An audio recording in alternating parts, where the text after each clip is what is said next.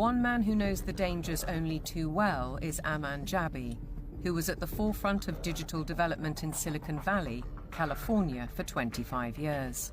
He left when he recognized the dark side of surveillance technology, choosing instead the peace and beauty of Montana. He's an expert in facial recognition. It's a technique that is used to uniquely identify the biometrics of any face. So, in a device like your smartphone, and most modern smartphones in the last 5 or 7 years, they have a 3D camera module in the front of the phone, which you cannot see. Within that module is a near-infrared projector, which projects tens of thousands of dots on your face. Those dots are then distorted based on the contours and the features of your face. And there's a near-infrared camera then takes a picture of that distortion, captures it, and then reverse engineers the exact profile of your face. In the longer term, facial recognition will be used to unlock your digital identity, which is going to be a tool of control for the agendas that are coming down the pipeline. Elements of that control are already with us. Alexa, good morning. Good morning. You are never alone in your home, and this is why. All your devices at home and all smart appliances, they are all connected on a wireless network.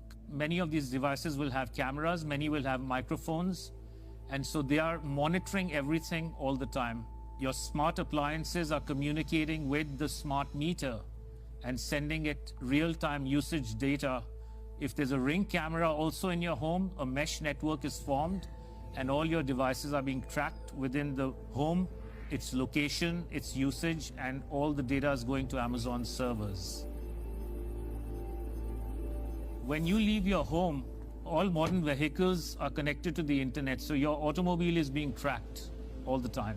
When you're going under a string of smart LED poles and smart LED lights on the highway and in the streets of your towns and cities, those form a wireless network and are tracking your vehicle. They are tracking all the devices on you, from smartphones to smartwatches when you're walking on the streets. So data is being collected 24/7 continuously on every human being whenever you are within these wireless networks. And it's obviously not good for health also because of all the electromagnetic radiation. In the long term, the plan is to pretty much lock up humanity in smart cities, which is kind of a superset of a 15-minute city. They've sold all the state and local governments and countries that smart cities are about sustainability and the good of the city.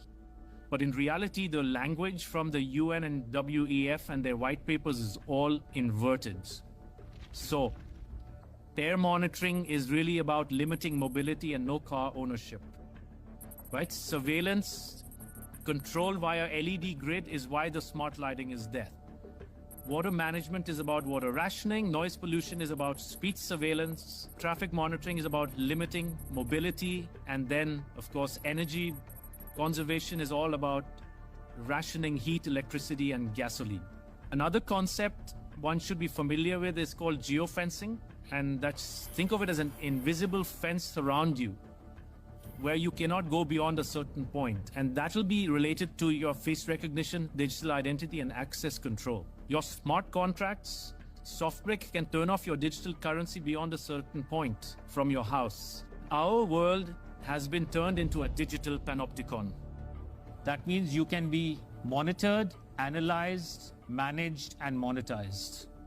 Surveillance capitalists are already making billions of dollars selling our information to big corporations, because this kind of detailed knowledge enables them to predict and influence our behavior. Starting in 2026, Canada is implementing a quota system on internal combustion engine passenger vehicles. And buried in those regulations somewhere is what some people are calling a $20,000 tax on gasoline-powered cars. It's forecasted that by 2040, Canada will require 679,000 public charging stations.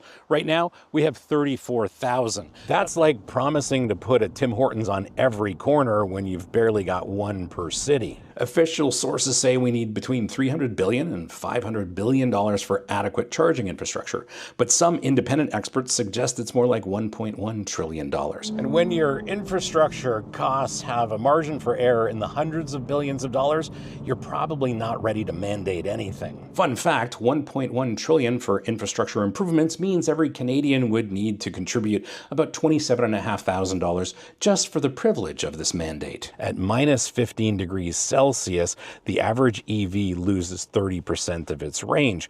That means your expensive 400-kilometer Tesla becomes a very expensive 280-kilometer Tesla in the winter. Trying to make EVs work in a Canadian winter is like wearing flip-flops in a blizzard.